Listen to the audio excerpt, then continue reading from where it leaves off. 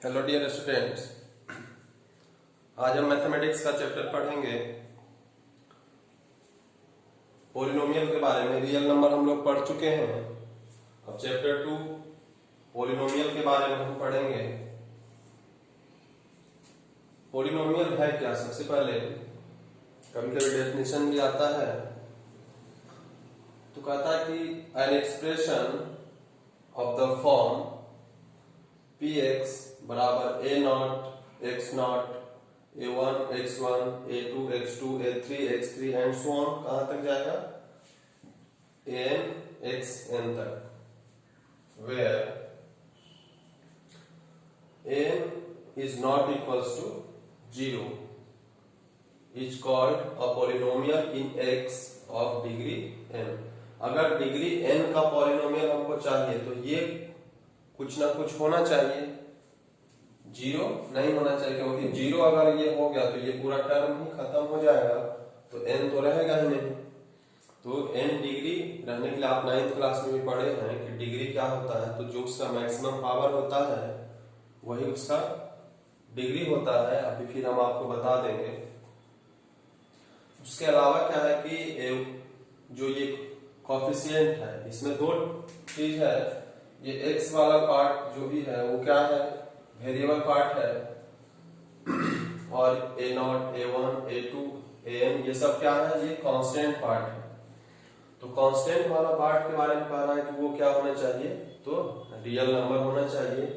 Real number मतलब वो rational हो इरेशनल हो, उससे कोई नहीं फर्क पड़ता है, बट वो रियल नंबर होना चाहिए। लेकिन दूसरा कंडीशन है कि पावर ऑफ x जो होगा वो नॉन निगेटिव इंटीजर होना चाहिए पूरे जगह। x का पावर 0 है, x का पावर 1 है, x का पावर 2 है, सबका सब क्या है? इंटीजर है। और इंटीजर होने के साथ साथ क्या होना चाहिए? नॉन निगेटिव भी होना चाहिए, मतलब निगेटिव भी नहीं होना चाहिए। तो नॉन निगेटिव कहां से होता है? तो 0 से इधर क्या होगा? -1 -2, तो निगेटिव स्टार्ट हो जाएगा। और ये 1 2 3 4 इंफिनिटी पॉजिटिव है, और 0 क्या है? ना तो पॉजिटिव है ना ही निगेटिव है। तो नॉन निगेटिव में इसको भी हम रखते हैं। अब इसका हम कुछ एग्जांपल देखते हैं कि आप पॉलिनोमियल पहचान पाते हैं या नहीं पहचान पाते हैं।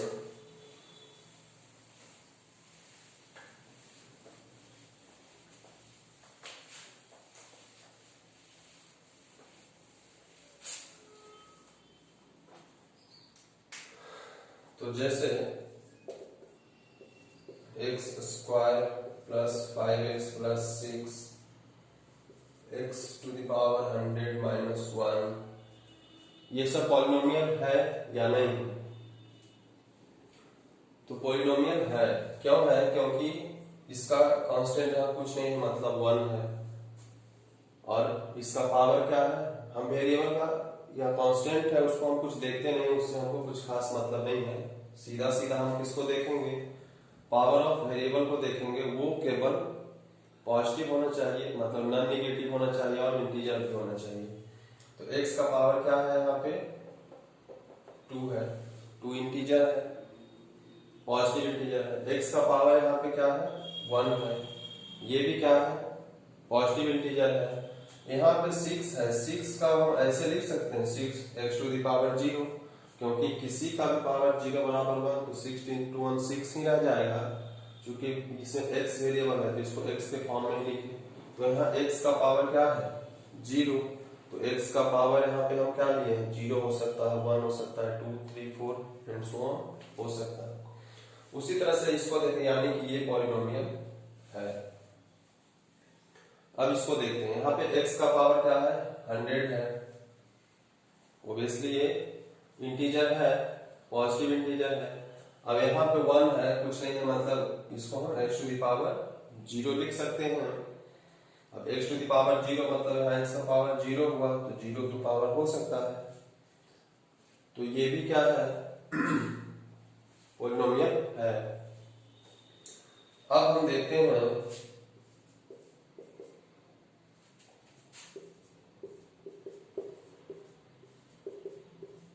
अब इसको बताइए कि या ये पॉलिनोमियल है या नहीं है। तो देखिए आपको यहाँ लग रहा होगा कि रूट है या 5 है या यहाँ पे 1 है, तो हमको इस पे तो कोई ध्यान ही नहीं देना है कि वहां पे क्या है क्या नहीं है, उससे हमको कोई मतलब ही नहीं है। ध्यान हमको कहाँ देना है, तो ध्यान देना है उसके वेरिएबल के पावर पे। तो यहाँ पे x का पावर 2 है, x का पावर 1 है और यहाँ x का पावर 0 है। तो 2 1 0 सबका सब क्या है, इस फैमिली में आता है, यानी कि ये भी पॉलिनोमियल है। अब देखते हैं x square plus 7 root x plus 5। अब बताइए क्या ये पॉलिनोमियल है। तो इसमें क्या है, देखिए x स्क्वायर 7 रूट x का मतलब होता है किसी भी चीज का रूट है मतलब उसका पावर 1/2 हुआ, और यहाँ पे 5x का पावर 0। यहाँ पे x का पावर 2 है, इंटीजर है, x का पावर 0 है, इंटीजर है, बट 1/2 इंटीजर है क्या, इंटीजर नहीं है, मतलब यहाँ पे क्या हो गया, ये पॉलिनोमियल नहीं होगा। क्यों, क्योंकि यहाँ पे 1/2 क्या है, इंटीजर नहीं है। 1/2 इज नॉट एन इंटीजर। दूसरा एग्जांपल लेते हैं, x square plus 5x to the power -1 plus 7। अब यहाँ पे भी बताना है कि ये पॉलिनोमियल है या नहीं है। तो यहाँ पे भी नहीं है, क्यों नहीं है, क्योंकि यहाँ पे क्या आ गया, निगेटिव आ गया। निगेटिव भी क्या होना चाहिए, नहीं होना चाहिए, पहले ही बोला गया कैसा होना चाहिए, वो नॉन निगेटिव होना चाहिए। तो यहाँ पे -1 निगेटिव है, यहाँ पे तो x टू द पावर 0 है, 2 है, ठीक है, लेकिन यहाँ पे क्या हो गया, -1 हो गया, तो वो नॉन निगेटिव है, तो ये भी क्या होगा, ये भी हमारा नहीं होगा। ऐसा रहता अगर x प्लस 1/x प्लस 5, तो क्या ये पॉलिनोमियल है, तो ये भी पॉलिनोमियल नहीं है। क्यों नहीं है, इसको हम देखते हैं। x है, x रहते हैं, और 1/x को हम क्या लिखेंगे, 1/x टू द पावर 1 है, तो जब ये ऊपर जाएगा तो इसको हम क्या लिखते हैं, ऐसा लिख सकते हैं, क्योंकि 1/x को हम क्या लिखते हैं, 1/x को लिख सकते हैं x टू द पावर -1, तो x टू द पावर -1 हो जाएगा और प्लस 5।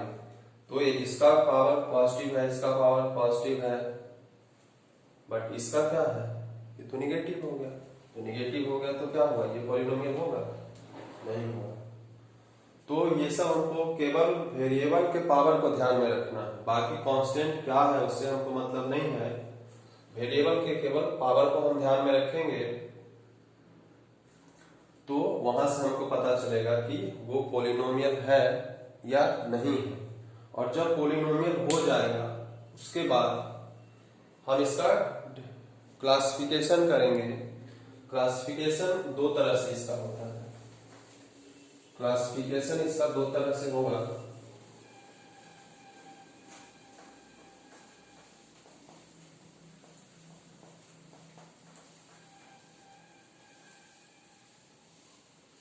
पहला on the basis of term, पहला होता है on the basis of terms, मतलब टर्म्स उसमें कितना है। अगर एक टर्म है तो वो क्या होगा, मोनोमियल, सिंगल टर्म उसमें। दो हो तो बाइनोमियल, तीन हो तो ट्राइनोमियल,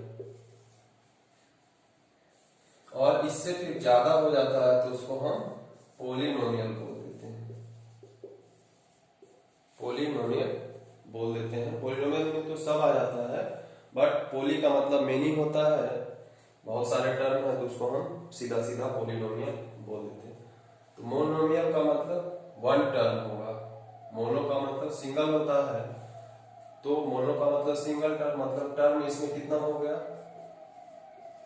टर्म क्या हो जाएगा, 1 होगा, इसमें 2 होगा, इसमें 3 होगा, इसमें क्या होगा, मेनी होगा। मेनी मतलब मोर देन 2 3। अब इसका एग्जांपल हम लेते हैं, जैसे मोनोमियल का बात करा, मान लेते हैं कि 1, बोलेगा कि 1 पॉलिनोमियल है या नहीं है, तो 1 पॉलिनोमियल है। ये आपको लग रहा होगा कि ये नंबर है केवल, पॉलिनोमियल कैसे हो सकता है, पॉलिनोमियल में तो कांस्टेंट और वेरिएबल होता है। तो हम 1 को लिख सकते हैं किसी भी वेरिएबल के पावर के फॉर्म में लिख सकते हैं क्या, x टू दी पावर 0 लिख सकते हैं, और इसका कोएफिशिएंट हम 1 दे सकते हैं। 1 into x to the power 0, किसी का भी पावर 0 का वैल्यू क्या होता है 1, तो 1 इंटू 1 बराबर 1, इसको ऐसा हम लिख सकते हैं। और यहाँ पे वेरिएबल का पावर क्या है, नॉन नेगेटिव इंटीजर है, तो ये क्या होगा, मोनोमियल या पॉलिनोमियल तो होगा ही। दूसरा एग्जांपल मान लेते हैं, एक्स स्क्वायर लिख दिए, एक्स टू द पावर 100 लिख दिए, x to the power 1 lakh लिख दिए, ये सब का सब क्या है, सबका सब मोनोमियल है, क्योंकि एक ही टर्म है। टर्म देखिए प्लस माइनस से डिसाइड होता है। जैसे अगर हम लिखते हैं एक्स स्क्वायर प्लस 5, तो ये एक्स स्क्वायर अलग और 5 अलग है, दोनों को ये प्लस और माइनस अगर कहीं पे भी जोड़ रहा है तो उसको उतना टर्म में डिवाइड करता है। मतलब यहाँ पे कितना टर्म हो गया, 2 टर्म हो गया, तो 2 टर्म जब हो गया तो उसको हम बाइनोमियल कहते हैं। और उसके पहले है कि हम ये भी चेक कर लेंगे, मान लेते हैं ऐसा रहेगा, अगर एक्स स्क्वायर बराबर रूट एक्स, तो 2 टर्म यहाँ पे भी है, लेकिन क्या ये पॉलिनोमियल है, सबसे पहले ये डिसाइड कर लेंगे कि पॉलिनोमियल है या नहीं। पॉलिनोमियल होगा उसके बाद वो बाइनोमियल होगा या ट्राइनोमियल होगा या मोनोमियल होगा।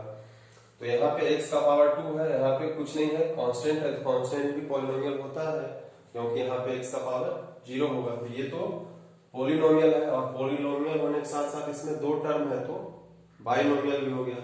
लेकिन यहाँ पे हम देखते हैं कि एक्स स्क्वायर है और रूट एक्स है, इसका मतलब क्या हो गया, ये एक्स स्क्वायर और एक्स का पावर 1/2। रूट का मतलब क्या होता है, अभी बताया है, किसी भी चीज पे रूट है मतलब उसका पावर 1/2 है। तो 1/2 है, इसका मतलब क्या हुआ, ये इसका पावर डिग्री क्या हो गया, इंटीजर तो है ही नहीं, 1/2 क्या है, फ्रैक्शन है, मतलब ये पॉलिनोमियल तो है ही नहीं। जब पॉलिनोमियल ही नहीं है तो बाइनोमियल ट्राइनोमियल का क्या सवाल है यहाँ पे। तो सबसे पहले हम चेक करेंगे कि वो पॉलिनोमियल है या नहीं है। तो इसी तरह से कुछ भी आप लिखते हैं, जो भी x to the power 1000 plus 5 या x to the power 5 minus x cube, कुछ भी आप लिखते हैं, वो क्या होगा, अगर उसमें 2 टर्म है प्लस माइनस से वो होना चाहिए, तो वो क्या होगा, बाइनोमियल। उसी तरह से ट्राइनोमियल जिसमें 3 टर्म हो जाएगा, मान लेते हैं x square plus 5x plus 6, तो यहाँ पे 3 टर्म है और ये पॉलिनोमियल भी है, क्यों, क्योंकि सबका पावर क्या है, इंटीजर है, नॉन नेगेटिव इंटीजर है। पॉलिनोमियल तो वही बात हो गई कि 3 या 3 से ज्यादा टर्म अगर होगा तो हम उसको पॉलिनोमियल कहेंगे। पॉली का मतलब मेनी, नोमियल का मतलब टर्म्स, बहुत सारे टर्म्स होगा। तो on the basis of terms हम लोग देखें पॉलिनोमियल का क्लासिफिकेशन। अब हम इसके on the basis of degree देखते हैं। On the basis of degree of polynomial, on the basis of degree of polynomial।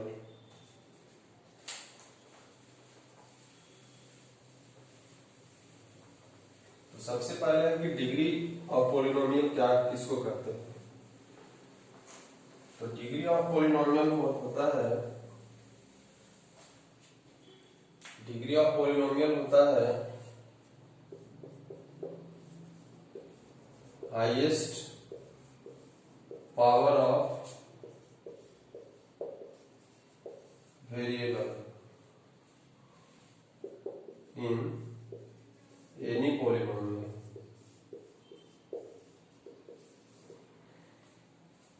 पहले तो वो पॉलिनोमियल होना चाहिए और उसके बाद उसमें जो भी वेरिएबल है उसका जो भी हाईएस्ट डिग्री होगा, हाईएस्ट पावर जो भी होगा, वही उसका डिग्री ऑफ पॉलिनोमियल कहलाएगा। जैसे अगर डिग्री 1 हो, डिग्री अगर 1 हो उसको हम कहते हैं, उस पॉलिनोमियल का नाम है लीनियर पॉलिनोमियल। क्या नाम है? Linear polynomial.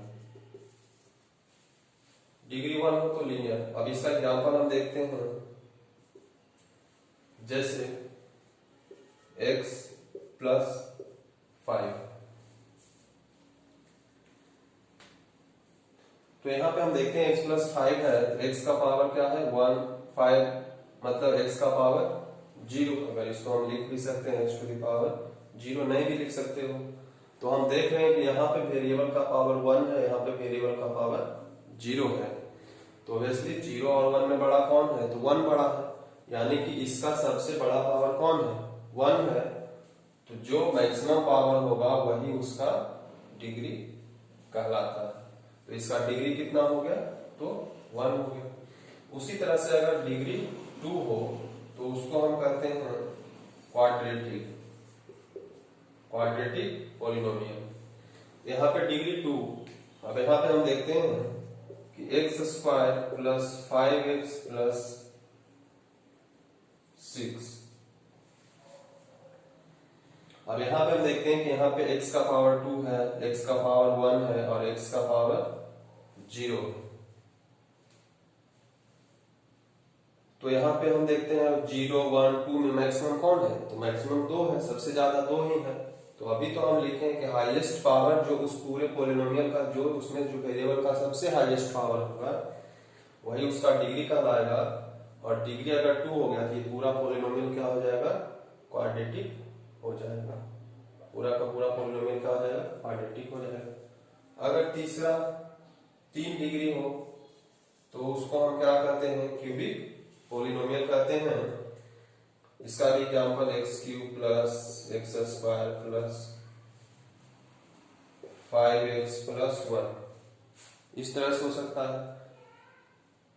एग्जांपल एक इसका और हम देखते हैं क्वाड्रेटिक इक्वेशन का। क्वाड्रेटिक इक्वेशन का मान लेते हैं केवल अगर रहे ऐसा x स्क्वायर, तो क्या ये क्वाड्रेटिक पॉलिनोमियल है? तो है। क्यों? क्योंकि टर्म हमारा एक ही है। टर्म ऐसा नहीं कि क्वाड्रेटिक है तो 3 टर्म होना चाहिए, 2 टर्म, वो टर्म के बेसिस पे।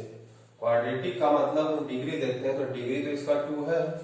अब इसमें टर्म 1 हो, 2 हो, 3 हो, उससे क्या फर्क पड़ता है? एक्स स्क्वायर है, कहीं ऐसा है एक्स स्क्वायर माइनस 1 है, तब भी ये क्या है? क्वाड्रेटिक है। उसी तरह से क्यूबिक में हम डिग्री देखते हैं, तो यहाँ डिग्री 3 है, 2 है, 1 है, यहाँ पे कुछ नहीं है तो एक्स टू द पावर 0 होगा। 1 है, इसका हम ऐसा लिख सकते हैं। तो 0, 1, 2, 3 में बड़ा कौन है? तो 3 है। तो 3 बड़ा है, तो ये क्यूबिक पॉलिनोमियल। ऐसा भी हम लिख सकते हैं, केवल ऐसा भी लिखा हुआ हो सकता है, ऐसा भी लिखा हुआ हो सकता है, कैसा भी रहेगा, लेकिन उसका हाईएस्ट पावर क्या होना चाहिए? 3rd होना चाहिए, 3 होना चाहिए। अब 4th होता है, उसको हम कहते हैं बाइक्वाड्रेटिक पॉलिनोमियल। मतलब इसका डिग्री मैक्सिमम हाईएस्ट डिग्री क्या होगा? 4 हो जाएगा। x to the power 4 plus 3x³ plus 4x square plus 5x plus 6। तो यहाँ पे डिग्री 4 है, 3 है, 2 है, 1 है और यहाँ पे कुछ नहीं है तो 0 है। कांस्टेंट टर्म का डिग्री पूछा जाए, कोई भी कांस्टेंट टर्म जिससे 1 है, तो इसका डिग्री क्या है? तो 1 को हम लिख सकते हैं 1 × x टू द पावर 0। तो इसका डिग्री क्या हुआ? 0। तो कांस्टेंट टर्म का डिग्री अगर पूछे तो उसका क्या होता है? डिग्री 0 होता है। तो इसलिए यहाँ हम जिसमें वेरिएबल है वो डिग्री 1, 2, 3, 4 होता है, लेकिन डिग्री 0 भी होता है। तो डिग्री 0 किसका होगा? डिग्री 0 किसका होगा? तो कोई भी कांस्टेंट टर्म हो, वो कांस्टेंट टर्म पॉजिटिव हो सकता है, निगेटिव हो सकता है, कोई भी रियल नंबर हो सकता है, √3 हो सकता है, √5, कुछ भी हो सकता है। उस सबका कांस्टेंट टर्म का डिग्री कितना होगा? तो 0 होगा। ये ऑब्जेक्टिव क्वेश्चन आता है, degree of constant term is 0 1 2 something कुछ दिया रहेगा या इन्फिनिटी, तो क्या आंसर होगा 0 होगा। तो ये बाई क्वाड्रेटिक पॉलिनोमियल है जिसका डिग्री मैक्सिमम पावर कितना है 4 है, तो इसका डिग्री भी कितना हो जाएगा 4 हो जाएगा। अब किसी भी पॉलिनोमियल का वैल्यू निकालना होता है, वैल्यू ऑफ द पॉलिनोमियल होता है, हम निकालते हैं, जैसे अभी हम बताते हैं आपको।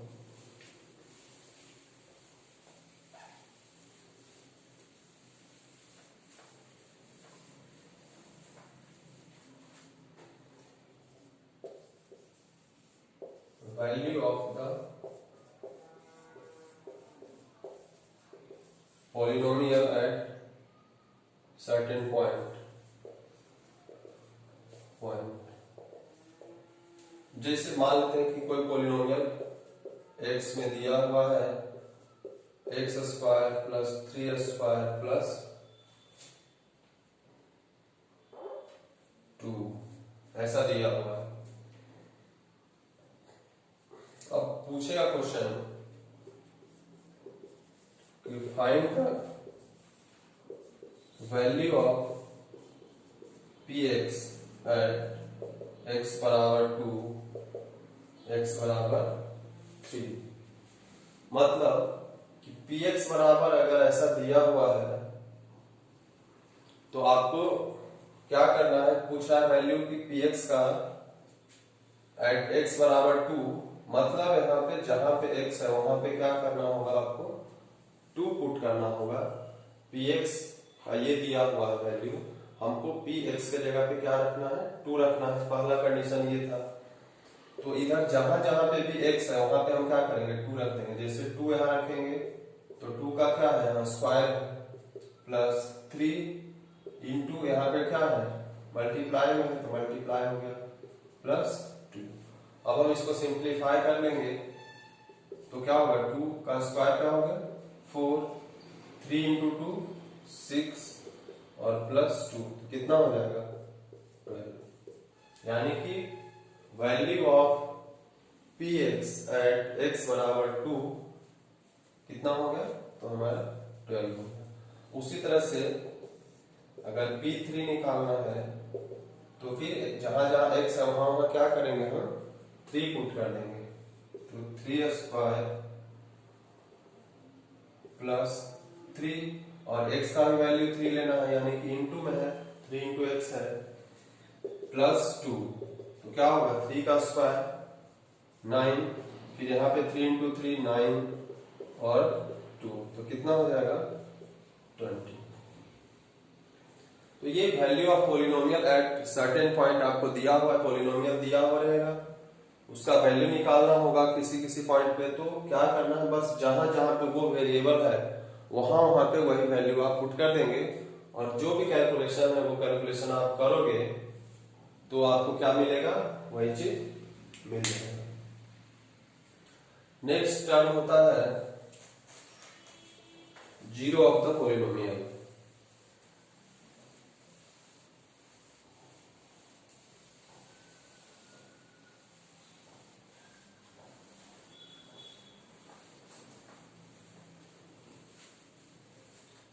नेक्स्ट है जीरो ऑफ द पॉलिनोमियल।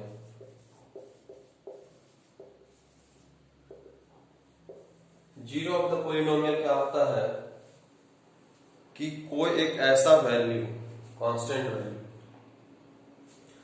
अगर उसको हम उस वेरिएबल के जगह पे पुट कर दें तो उस पूरा पॉलिनोमियल को अगर हम सॉल्व करें तो उसका वैल्यू क्या आ जाना चाहिए 0 होना चाहिए। तो वही वैल्यू क्या कहलाता है जीरो ऑफ द पॉलिनोमियल कहलाता है। जैसे मान लेते हैं कोई पॉलिनोमियल है x माइनस 5, एक पॉलिनोमियल है। अब अगर इसका जीरो हमको निकालना है कि इसका जीरो ऑफ द पॉलिनोमियल, ये पॉलिनोमियल में यहाँ पे x में क्या वैल्यू रखें, ये px का वैल्यू क्या आ जाए 0 आ जाए, तो हम उसको फाइंड आउट करने का तरीका है कि जो भी पॉलिनोमियल हमारा है उसको हम क्या करते हैं 0 से इक्वेट करके ही जीरो ऑफ द पॉलिनोमियल निकाला जाता है। जैसे यहाँ पे हमारा x माइनस 5 है पॉलिनोमियल, तो इसको जीरो से इक्वेट करेंगे तो x बराबर क्या होगा 5। तो x बराबर 5 ही इस पॉलिनोमियल का क्या होगा जीरो होगा, क्योंकि 5 आप यहाँ पे रख के देखिए तो 5 माइनस 5 बराबर क्या आ जाएगा जीरो। पॉलिनोमियल का वैल्यू जीरो आ गया कि नहीं। तो वैसा वैल्यू जिससे पॉलिनोमियल का वैल्यू जीरो आ जाए वही जीरो ऑफ द पॉलिनोमियल कहलाता है। तो उसको निकालने का तरीका वही है कि जो पॉलिनोमियल आपको दिया हुआ है उसको जीरो से इक्वेट करें, उसके बाद उसको सॉल्व करें।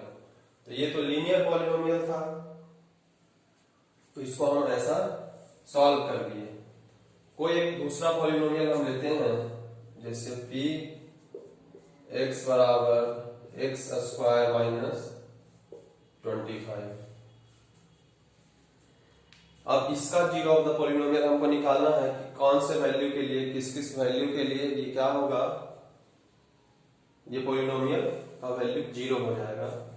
तो हम क्या करेंगे, px बराबर जीरो फिर करेंगे, तो x स्क्वायर माइनस 25 बराबर जीरो। अब x स्क्वायर माइनस, इसको हम 5 स्क्वायर के फॉर्म में लिख सकते हैं। अभी a square minus b square आप 9th क्लास में पढ़े होंगे कि a square minus b square बराबर क्या होता है a plus b into a minus b. तो इसको हम क्या लिख सकते हैं, x प्लस 5 और x माइनस 5। अब इस दोनों का प्रोडक्ट जीरो है, तो हो सकता है कि दोनों जीरो हो या दोनों में से कोई एक जीरो हो, तब भी प्रोडक्ट क्या हो जाएगा जीरो हो जाएगा। तो बारी बारी से हम दोनों को इक्वेट करते हैं, तो x बराबर माइनस 5 और x माइनस 5 बराबर जीरो करते हैं, तो x बराबर 5। यानी कि माइनस 5 और 5 दोनों वैल्यू को अगर हम यहाँ पे x के जगह पे रखते हैं, माइनस 5 भी रखेंगे तो माइनस 5 का स्क्वायर 25, क्योंकि माइनस का स्क्वायर क्या होता है प्लस ही होता है, और 25 माइनस 25 बराबर जीरो। और 5 भी जब रखेंगे तो 5 का स्क्वायर 25 माइनस 25 जीरो।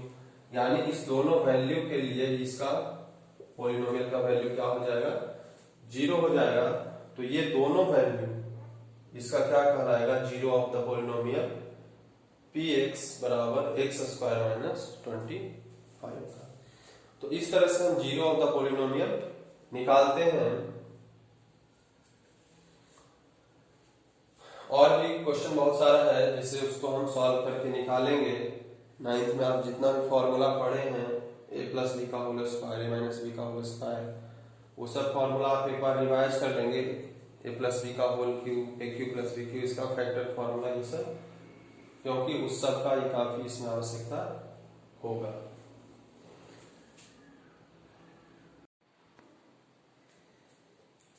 अभी हम देखें जीरो ऑफ द पॉलिनोमियल के बारे में निकालना सीखे कि पूरे इक्वेशन को, पूरे पॉलिनोमियल को जीरो से इक्वेट कर देते हैं और उसको आप सॉल्व करेंगे तो जो वैल्यू आएगा वही उसका जीरो ऑफ द पॉलिनोमियल कहलाता है। अब हम रिलेशन देखेंगे जीरो और कॉफिशिएंट ऑफ पॉलिनोमियल में। जैसे कॉफिशिएंट का मतलब क्या हुआ कि जैसे x square plus 3x plus 2 है, तो इसमें x स्क्वायर का कॉफिशिएंट क्या है 1 है, x का कॉफिशिएंट क्या है 3 है, कांस्टेंट टर्म क्या है 2 है। तो ये कॉफिशिएंट कहलाएगा। जो भी कांस्टेंट टर्म होता है वो उसका कॉफिशिएंट कहलाता है। तो कॉफिशिएंट और उसका जीरो में क्या रिलेशन है ये हम देखेंगे, स्पेशली क्वाड्रेटिक पॉलिनोमियल के लिए।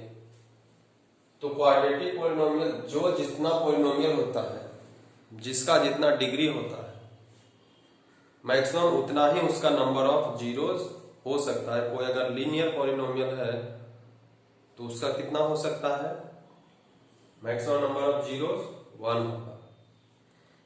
क्वाड्रेटिक है तो मैक्सिमम नंबर ऑफ जीरोस 2 होगा। क्यूबिक है तो मैक्सिमम 3 होगा। बाई क्वाड्रेटिक है तो 4 होगा, एंड सो ऑन। जितना जिसका पावर होगा उतना ही उसका नंबर ऑफ जीरोस होगा। तो हम मानते हैं कि लेट अल्फा, इसको अल्फा पढ़ते हैं, and beta, be the zeros of a quadratic polynomial. Quadratic polynomial है उसका दो जीरो हम मान लिए कि अल्फा है और बीटा है, और पोलिनोमियल हम ले लिए हैं पी एक्स बराबर A X square plus B X plus C. Quadratic polynomial है, एक्स का पावर 2 है, मैक्सिमम पावर 2 ही है, जिसमें ए बी सी क्या है उसका कोफिशिएंट है। तो कहता है कि जो जीरो होता है वो वेरिएबल माइनस जीरो उसका फैक्टर भी होता है। जैसे अल्फा अगर जीरो है तो एक्स माइनस अल्फा से ये क्या हो जाएगा, डिवाइड होगा। अगर बीटा इसका जीरोज है तो एक्स माइनस बीटा से ये चीज डिवाइड होगा। तो इसी चीज को हम जो जिससे डिवाइड हो रहा है उसके प्रोडक्ट में लिख सकते हैं। तो इससे और इससे डिवाइड हुआ, तो डिवाइड होने के बाद मान लेते हैं कि कुछ कांस्टेंट के बचा होगा, जितना बार से वो डिवाइड हुआ होगा। तो इधर हम ऐसे ही एज इट इज उतारते हैं और इसके बाद इस दोनों को गुना करते हैं तो क्या होगा, x square x into x, x square x beta x alpha, तो क्या हो जाएगा minus x alpha plus beta. आप अगर इसको सॉल्व करेंगे या नहीं तो हम कर देते हैं यहाँ पे x square x into x, x square x into beta क्या होगा माइनस एक्स बीटा। अब फिर अल्फा को हम इससे करेंगे तो अल्फा इंटू एक्स क्या होगा माइनस एक्स अल्फा, और फिर माइनस अल्फा माइनस बीटा क्या हो जाएगा प्लस अल्फा बीटा, यही होगा।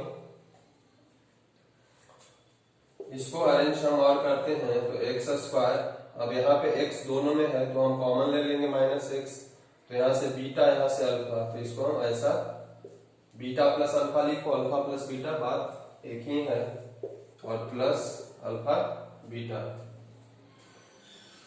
X square plus B X plus C, ऐसा है। अब हम यहाँ पे देख रहे हैं कि ये जो के वाला है पार्ट, के सब में मल्टीप्लाइड है, के वाला पार्ट जो है वो क्या है सब में मल्टीप्लाइड है, तो उसको हम मल्टीप्लाइड करके भी लिख सकते हैं। क्या हो जाएगा के एक्स स्क्वायर माइनस के x alpha plus beta plus के अल्फा बीटा, और इधर तो ये एज इट इज रह जाएगा। अब हम क्या देखते हैं कि यहाँ एक्स स्क्वायर का कोफिशिएंट क्या है ए है, और यहाँ एक्स स्क्वायर का कोफिशिएंट क्या है के है। यहाँ एक्स स्क्वायर का कोफिशिएंट ए है, यहाँ एक्स स्क्वायर का कोफिशिएंट के है, और जब दोनों बराबर है तो दोनों का कोफिशिएंट भी सेम होना चाहिए, यानी कि ए बराबर क्या होना चाहिए के होना चाहिए। उसी तरह से x का कोफिशिएंट यहाँ b है और x का कोफिशिएंट यहाँ पे क्या है k अल्फा प्लस बीटा, और किसके साथ है माइनस के साथ है। अगर इसको हम अरेंज करके लिख सकते हैं, x को हम ऐसा लिखते हैं x k alpha plus beta, तो x के साथ यहाँ क्या है प्लस b है, और यहाँ x के साथ क्या है minus k alpha plus beta. b बराबर क्या हो जाएगा माइनस के अल्फा प्लस बीटा, और c यहाँ पे प्लस c है, और c के जगह पे यहाँ पे क्या है प्लस के अल्फा बीटा। पूरा पूरा कांस्टेंट टर्म यहाँ c है, पूरा पूरा कांस्टेंट टर्म यहाँ पे क्या है के अल्फा बीटा, तो c बराबर के अल्फा बीटा। अब देखिए a बराबर k है और b, तो हम जहां जहां पे k होगा वहां पे हम a पुट कर सकते हैं। जैसे यहाँ पे अगर हम ये b बराबर, तो माइनस k के जगह पे हम a पुट कर देंगे, a अल्फा प्लस बीटा। तो जब ये इधर चला जाएगा, a इधर आएगा, तो क्या हो जाएगा माइनस b बाई a बराबर अल्फा प्लस बीटा। अब यहां से फिर k बराबर a है, तो k के जगह पे अगर हम a रख दें तो यहाँ क्या हो जाएगा c बराबर a अल्फा बीटा, फिर c बाई a बराबर अल्फा बीटा। सी बराबर सी बाई ए बराबर अल्फा बीटा। तो अब हम यहाँ पे देख रहे हैं कि जो दो रूट था हमारा अल्फा और बीटा, यहाँ उसका सम है अल्फा प्लस बीटा, और यहाँ पे क्या है उसका प्रोडक्ट है अल्फा इंटू बीटा। यहाँ पे प्रोडक्ट है अल्फा इंटू बीटा। तो हम सम को क्या देख रहे हैं कि अल्फा प्लस बीटा क्या हो रहा है, इसका जो कॉफिशिएंट है एक्स का, उसका माइनस जो भी यहाँ कॉफिशिएंट होगा उसका माइनस, और जो एक्स स्क्वायर का कॉफिशिएंट है ए, और प्रोडक्ट ऑफ रूट में यानी अल्फा इंटू बीटा में हम क्या देख रहे हैं, तो जो कांस्टेंट टर्म है डिवाइडेड बाई ए के बराबर आया। तो ये फॉर्मूला आप सीधा सीधा याद रखेंगे कि सम ऑफ रूट्स बराबर क्या होगा माइनस बी बाई ए, यानी सम ऑफ रूट मतलब अल्फा प्लस बीटा, और प्रोडक्ट ऑफ रूट्स बराबर क्या होगा, तो सी बाई ए, यानी कि अल्फा बीटा बराबर सी बाई ए, ये हो जाएगा। और यहाँ पे अल्फा प्लस बीटा बराबर माइनस बी बाई ए, ऐसा होगा। अब देखिए ये डेरिवेशन आपको करने का नहीं है, बस आपको हम समझाने के लिए कि आपको केवल ये फॉर्मूला याद रखना है, इसी से आपका काम चल जाए। लेकिन ये आता कैसे है ये भी आप अगर सीख लें तो आपके लिए ज्यादा अच्छा है, नहीं सीखे तब भी ठीक है, आप इसको ध्यान रखोगे।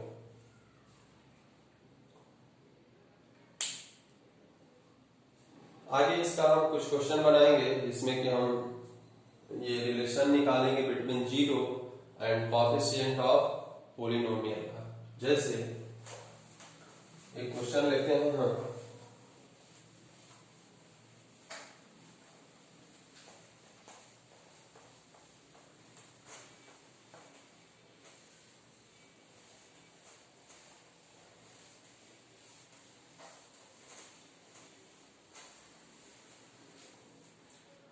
जैसे क्वेश्चन है X square plus 5x plus 6। अब इसका क्वेश्चन है कि आप इसका रिलेशन फाइंड करिए कोएफिशिएंट और zero of the polynomial.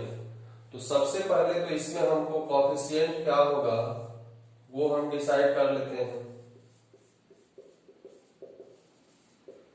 Coefficient क्या होगा, तो कोएफिशिएंट क्या होगा, यहाँ पे क्या है हमारा जनरल एक्सप्रेशन कैसा होता है X square plus B X plus C. तो इससे ही हमको कंपेयर करना है हमेशा। तो यहाँ पे एक्स स्क्वायर के पास क्या है ए है, यहाँ एक्स स्क्वायर के पास क्या है कुछ नहीं है मतलब 1 है, कुछ नहीं है मतलब क्या है 1 है। तो ए बराबर क्या हो जाएगा 1 हो जाएगा। अब यहाँ पे x के साथ क्या है प्लस b है, और यहाँ x के साथ क्या है प्लस 5। अगर माइनस रहता तो फिर हम माइनस के साथ लेंगे, और तो यहाँ पे b बराबर क्या है माइनस तो है नहीं, माइनस रहता तो माइनस लेते तो 5 भी है। अब c यहाँ पे है प्लस c, यहाँ पे c क्या है प्लस 6, तो c बराबर क्या हो गया 6। ये तो हमारे कोएफिशिएंट्स हुआ। अब कोएफिशिएंट निकल गया, अब हम पहले जीरो भी इसका निकालेंगे। तो जीरो निकालने का हम बताए थे कि जीरो ऑफ द पॉलिनोमियल क्या होता है, कैसे निकालते हैं। तो जीरो ऑफ द पॉलिनोमियल के लिए पॉलिनोमियल को क्या करेंगे जीरो से इक्वेट करते हैं, और इसको भी सॉल्व करोगे बाय स्प्लिटिंग मिडिल टर्म, ऐसा आप 9th में पढ़े हो।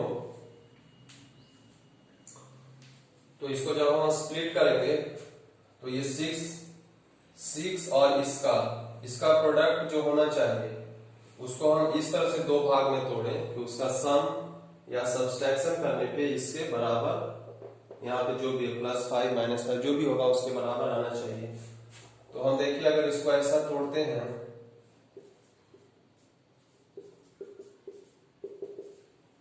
6 को हम 2 और 3 में तोड़ते हैं तो 2 और 3 का सम क्या हो जाएगा 5 हो जाएगा और प्रोडक्ट क्या हो जाएगा 6 में हो जाएगा। तो इस फॉर्म में हम इसको तोड़ सकते हैं। अब तोड़ने के बाद जब हम इसको क्या करेंगे इस दोनों टर्म से x कॉमन लेंगे तो यहाँ से x बचेगा यहाँ से 2।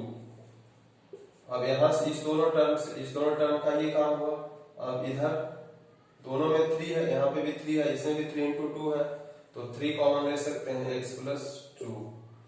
और स्प्लिटिंग टर्म का एक बात है कि दोनों में जो भी कॉमन लेंगे लेकिन मिडिल यहाँ पे जो है कॉमन लेने के बाद यहाँ जो बचा है कॉमन लेने के बाद यहाँ जो बचा है सेम आना चाहिए। सेम अगर नहीं आ रहा है तब आपका स्प्लिटिंग क्या है गड़बड़। अब फिर ये एक अलग टर्म हो गया ये एक अलग टर्म हो गया क्योंकि टर्म हमेशा प्लस माइनस से डिवाइड होता है। ये तो इसके साथ मल्टीप्लाई है तो 2 टर्म है दोनों टर्म में हम क्या देखते हैं कि x प्लस 2 यहाँ पे भी x प्लस 2 यहाँ पे भी है x प्लस 2 कॉमन लेंगे तो इस टर्म में क्या बचेगा x बचेगा और इस टर्म में क्या बचेगा 3 बचेगा। हो गया। तो अब फिर दोनों का प्रोडक्ट 0 है तो 1 बाय 1 हम करेंगे तो x प्लस 2 बराबर 0 तो x बराबर माइनस 2। फिर x प्लस 3 बराबर 0 तो x बराबर माइनस 3। यानी कि यहाँ से अल्फा का वैल्यू अगर हम इसको अल्फा किसी को बीटा आप मान सकते हैं तो मान लेते हैं कि हम इसको अल्फा मानते हैं तो अल्फा बराबर माइनस 2 आया और इसको बीटा मानते हैं तो बीटा बराबर माइनस 3 आया। तो अब कॉफिशिएंट भी हमारे पास है और हमारा जीरोस भी निकल गया। अब जो हमारा फॉर्मूला है वो देखते हैं कि वो फॉर्मूला वेरीफाई होता है या नहीं क्योंकि ये तो निकालने के बाद आएगा कि find the zero of the polynomial and also verify that the relation between zero and coefficient of polynomial. ये क्वेश्चन आपको रहेगा। तो अब हम देखते हैं यहाँ पे वेरिफिकेशन है इसका। अब ये तो हम निकाल लिए। अब वेरिफिकेशन होगा तो वेरिफिकेशन सबसे पहले सम ऑफ रूट हम करते हैं यानी कि अल्फा प्लस बीटा करते हैं। तो अल्फा कितना है -2 है बीटा कितना है -3 है तो -2 और प्लस कितना -3 तो दोनों माइनस है तो दोनों को सम करने पे कितना आ जाएगा -5। तो ये हमारा अल्फा प्लस बीटा है। और हम यहाँ पे बाय फॉर्मूला क्या पढ़े हैं कि अल्फा प्लस बीटा क्या होना चाहिए अल्फा प्लस बीटा क्या होना चाहिए -b/a होना चाहिए। तो हम -b/a का वैल्यू निकालते हैं तो -b/a तो b कितना है माइनस तो हमारा फॉर्मूला का है और b अगर माइनस होता तो वो भी माइनस इंक्लूड होता। जैसे मान लेते हैं कि अगर यहाँ पे -5 रहता तब ये माइनस हो जाता तो ये माइनस फॉर्मूला का है और -5 यहाँ पे ऐसे लगता। लेकिन अभी यहाँ पे क्या माइनस नहीं है तो ये माइनस तो फॉर्मूला का रहेगा और b का वैल्यू कितना है 5 है तो 5 यहाँ पे पुट करेंगे। a का वैल्यू कितना है 1 है तो 1 -5 को 1 से डिवाइड करेंगे तो क्या आएगा -5। तो यहाँ पे हम देख रहे हैं कि अल्फा प्लस बीटा का वैल्यू -b/a के बराबर आ रहा है यानी कि अल्फा प्लस बीटा बराबर -b/a बराबर कितना आ गया -5 है यानी कि ये फॉर्मूला तो हमारा वेरीफाई हो गया। अब हम दूसरा फॉर्मूला इसको वेरीफाई करते हैं तो अल्फा बीटा निकालेंगे तो अल्फा बीटा क्या होगा -2 इंटू -3 तो -2 इंटू -3 तो माइनस इंटू माइनस क्या हो जाएगा प्लस और 2 इंटू 3 6 यानी कि +6 आया। अब हम देखते हैं कि अल्फा बीटा बराबर क्या है अल्फा बीटा बराबर c/a है तो अल्फा बीटा बराबर c/a का वैल्यू हम निकालेंगे तो c कितना है यहाँ पे कॉफिशिएंट कांस्टेंट टर्म c कहलाता है। यहाँ पे इससे कंपेयर किए तो c यहाँ पे 6 है और a कितना है a यहाँ पे 1 है। जहां पे जितना होगा कुछ भी हो सकता है वैल्यू -1 रूट कुछ भी हो सकता है abc का वैल्यू तो 1 तो ये भी क्या आ गया 6। तो अल्फा बीटा बराबर हम देख रहे हैं कि c जितना आया उतना ही c/a का वैल्यू आया है यानी कि ये भी फॉर्मूला हमारा क्या है सही है यानी कि ये भी वेरिफिकेशन हमारा क्या हो गया, हो गया। तो ये सॉल्व भी हो गया और उसका वेरिफिकेशन भी हो गया। तो ऐसा क्वेश्चन आता है कि सॉल्व द क्वाड्रेटिक इक्वेशन या quadratic polynomial, find the zero of the polynomial. तो जीरो ऑफ द पोलिनोमियल ये हुआ, find zeros of the polynomial and also verify the relation between zeros and coefficient of the polynomial. तो ये verification हुआ। तो इस तरह से क्वेश्चन आता है। और अगर कहीं पे कहता है कि इफ अल्फा प्लस बीटा बराबर दिया हुआ हो कुछ वैल्यू, मान लेते हैं यहीं पे अल्फा प्लस बीटा कितना आया है, -5 आया है, एंड अल्फा बीटा बराबर 6 आया है। कहता है कहीं पे भी सम ऑफ रूट और प्रोडक्ट ऑफ रूट दिया हुआ हो, तब हम एक फॉर्मूला लिखते हैं, उससे आप डायरेक्ट पोलिनोमियल को निकाल सकते हैं। तो वो फॉर्मूला है px बराबर x square minus alpha plus beta x plus alpha beta. यानी कि ये एक फॉर्मूला है। इस फॉर्मूला में कोई भी दो उसका रूट का सम दिया हुआ हो और रूट का प्रोडक्ट दिया हुआ हो, तो हम डायरेक्ट पोलिनोमियल निकाल सकते हैं कि वो पोलिनोमियल क्या होगा। जैसे मान लेते हैं कि sum of root and product of root दिया हुआ है, तो सीधा सीधा इसमें अगर हम पुट कर देते हैं तो px बराबर x square minus alpha plus beta की जगह पे कितना पुट करेंगे, -5। तो माइनस ये यहाँ का माइनस है, ये फॉर्मूला का माइनस है, इसको हम रखेंगे, ऐसा नहीं कि हाँ माइनस है इसको छोड़ देंगे। तो ये फॉर्मूला का माइनस है, ये रहेगा, और अल्फा प्लस बीटा अलग से -5 है, तो उसको हम ऐसा लिखेंगे, और x इसके साथ मल्टीप्लाई है, प्लस करेंगे, फिर अल्फा बीटा का वैल्यू कितना है, 6 है, तो हम यहाँ पे 6 देंगे। अब ये माइनस माइनस क्या हो जाएगा, प्लस हो जाएगा, 5x प्लस 6। यानी कि ये पोलिनोमियल यही होगा जिसका कि सम ऑफ रूट क्या होगा, -5 होगा, और प्रोडक्ट ऑफ रूट क्या होगा, 6 होगा। तो इस तरह से अगर हमको केवल if sum of root and product of root are given, then we can obtain the polynomial by this formula just by putting the value of alpha plus beta here and alpha beta here.